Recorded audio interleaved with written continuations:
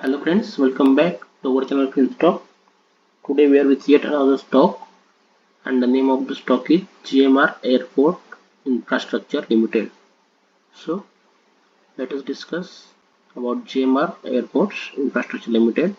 This company is mainly engaged in development, maintenance and operation of airports, generation of power, coal mining and exploration activities, development of highways, development, maintenance and operation of special economic zones and construction business including engineering, procurement and construction contracting activities. So ये जो company है ये एक infrastructure related company है जो कि airports को manage करती है, उसी के साथ power generation, coal mining, exploration और हाईवे डेवलपमेंट वगैरह ऐसे प्रोजेक्ट्स करती है।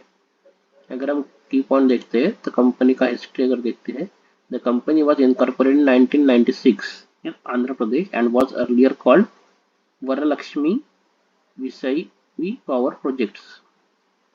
The name was changed to GMR Vasavi Infrastructure Finance in 1999 and later GMR Infrastructure in 2000. So ये कंपनी जो है lending infrastructure company है.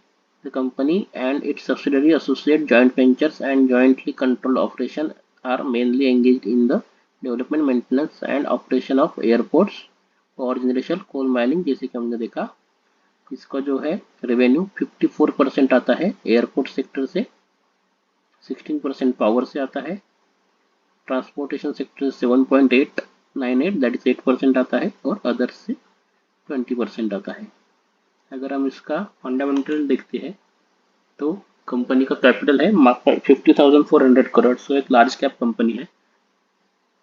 करंट प्राइस है 84.4, 52 वीक हाई 85 और लो है 36। बुक वैल्यू नेगेटिव है, फेस वैल्यू 1 है, इंडस्ट्री पी 36.5 है, कंपनी की प्रॉफिट ग्रोथ नेगेटिव है 134। सो अगर देखा जाए तो फंडामेंटल कुछ इतने अच्छे नहीं है, लेकिन फिर भी हम इसको आज डिस्कस कर रहे हैं, ये आपको बाद में पता चलेगा हम इसको क्यों डिस्कस कर रहे हैं। तो प्रोज और कॉन्स अगर देखते हैं, the company is expected to give good quarter result, debtors day have improved from 55.7 to 20.1। और कॉन्स में company has low interest coverage ratio, company has delivered poor sales growth of -4.79%, promoter have pledged 68.7% of their holding, earning into other income of 1030 crore. Promoter holding has decreased in last 3 years by 6.44%। अगर हम देखते हैं इसके peers में तो L&T आता है, उसके बाद सेकंड हाईएस्ट कंपनी जो है वो GMR ही है।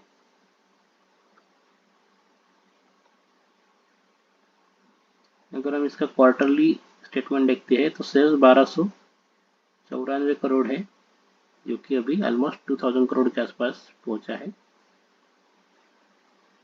ऑपरेटिंग प्रॉफिट मार्जिन देखेंगे तो कंसिस्टेंसी नहीं है, लेकिन लास्ट कुछ क्वार्टर में 30%, लेकिन 13%, then 37, 35 means inconsistent profit margin है। प्रॉफिट अगर देखते हैं तो कंपनी प्रॉफिट भी नहीं बना पा रही, कंटिन्यूसली लॉस मेकिंग ही कंपनी है। और नीचे जाके अगर हम ईयरली देखते हैं स्टेटमेंट, 2012 से हमारे पास अवेलेबल है 8473 करोड़ का सेल था, जो कि ऑलमोस्ट कांस्टेंट है, उल्टा स्लाइटली डिक्लाइन ही है। ऑपरेटिंग प्रॉफिट मार्जिन जो है वो 19% था, जो कि अभी 46, 26 ऐसा चल रहा है। नेट प्रॉफिट देखेंगे तो वो भी नेगेटिव ही है देखिए, लेकिन पिछले कुछ सालों में थोड़ा उसमें इम्प्रूवमेंट दिखता है, जो कि 3000 करोड़ था 2021 में, अभी -1131 हुआ, अभी -840 होगी, लास्ट 12 मंथ्स का है -705। सो उसमें थोड़ा इम्प्रूवमेंट है। अगर हम इसका शेयर होल्डिंग पैटर्न देखते हैं तो शेयर प्रमोटर के पास 59% है, FII के पास 28, DI के पास 4% है और पब्लिक के पास 8% है। तो FII ने ऑलमोस्ट अपनी जो होल्डिंग है वो बढ़ाई है, DI ने भी अपनी होल्डिंग बढ़ाई है और पब्लिक ने अपनी होल्डिंग कम की है। तो अगर हम इसका भी फंडामेंटल एनालिसिस करने के बाद टेक्निकल एनालिसिस देखते हैं। लेकिन फ्रेंड्स, आप वीडियो को लाइक करिए, शेयर कीजिए अपने फ्रेंड्स के साथ और चैनल को सब्सक्राइब कीजिए ताकि ऐसे वीडियो हम आपके लिए ला सके। Thank you. अभी देखते हैं टेक्निकल एनालिसिस। तो देखिए, ये चार्ट आपको हमें डिस्कस करने की जो रीज़न है वो आपको दिखाई देता होगा कि ऑलमोस्ट 2009 के बाद इसका भी ये ब्रेकआउट हुआ है लास्ट मंथ में, जो कि दिसंबर मंथ में आया है। सो ये जो है ये ऑलमोस्ट 15 ईयर्स का ब्रेकआउट है। तो जैसे कि हमने पहले भी देखा है, जितना बड़ा ब्रेकआउट होगा, जितना लंबा ब्रेकआउट होगा, उतना ही वो अच्छा ऊपर जाता है स्टॉक। तो इसके लिए हमने इसको आज डिस्कशन के लिए लिया है। This is the main reason why we are discussing this stock. और जो ब्रेकआउट के बाद अभी ये सस्टेन कर रहा है, तो अभी हमको इसको अगर ट्रेड करना है तो हमें एक अच्छा रिस्क टू रिवार्ड मिलना चाहिए। इसके लिए हमें इसमें पहले तो हमारा रिस्क निकालना पड़ेगा और उसको मिनिमाइज कितना कर सकते हैं वो देखना पड़ेगा। तो इसके लिए हमें वीकली चार्ट पहले देखते हैं कि कहाँ हम स्टॉप लॉस देख सकते हैं। तो ये 69.5 जो है 65, ये हमें एक अच्छा स्टॉप लॉस लेवल दिखता है लॉन्ग टर्म के लिए। अगर किसी ने इसमें एंट्री करना है तो ये एक अच्छा स्टॉप लॉस लेवल हो सकता है। यहाँ के लेवल से ऑलमोस्ट 16% ये डाउन है। तो 16% लेवल ये लॉन्ग टर्म, बहुत लॉन्ग टर्म के लिए अगर कोई इसमें रखना चाहता है तो ये स्टॉप लॉस लेके इसमें इन्वेस्टमेंट कर सकता है। और अगर स्टॉक हमारे जो डायरेक्शन है उसके हिसाब से चलता है तो हम हमारा स्टॉप लॉस कम करते जाएंगे, उसको ट्रेल करते जाएंगे। और कोई शॉर्ट टर्म के लिए अगर इसमें इन्वेस्टमेंट करना चाहता है तो हमें डेली में इसको देखना पड़ेगा। तो ये देखिए, डेली में ये जो स्विंग दिख रहा है इसके नीचे स्टॉप लॉस आ जाएगा। सो यहाँ से अगर हम देखते हैं तो ये स्टॉप लॉस आता है ऑलमोस्ट 8%। सो ये एक शॉर्ट टर्म अगर कोई इसमें अभी करना चाहता है ट्रेडिंग, तो उसके लिए ये एक अच्छा स्टॉप लॉस है जो कि 8% का है। और इसको पहला जो रेजिस्टेंस आएगा वो 100 के आसपास आएगा, जो कि यहाँ पे है।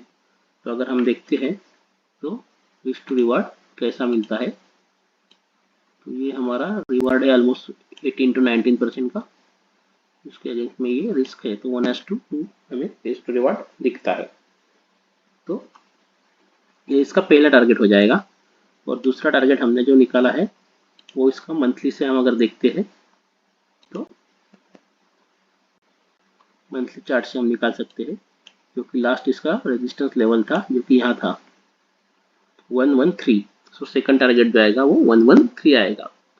तो अगर कोई इसमें इन्वेस्टमेंट करना चाहता है तो एक अच्छा रिस्क टू रिवार्ड हमें चाहिए। इसके लिए हम डेली में अगर देखते हैं तो हमें मिलता है कि 8% का रिस्क है और उसके अगेंस्ट में हमें जो टारगेट मिल रहा है वो ऑलमोस्ट 20% का मिल रहा है, जो कि एक अच्छा रिस्क टू रिवार्ड है। तो इसी के साथ हम इसमें एक बाइंग अपॉर्चुनिटी देख सकते हैं। तो अभी के लिए इतना ही फ्रेंड्स। चैनल को लाइक करें, शेयर करें और सब्सक्राइब करें। Thank you.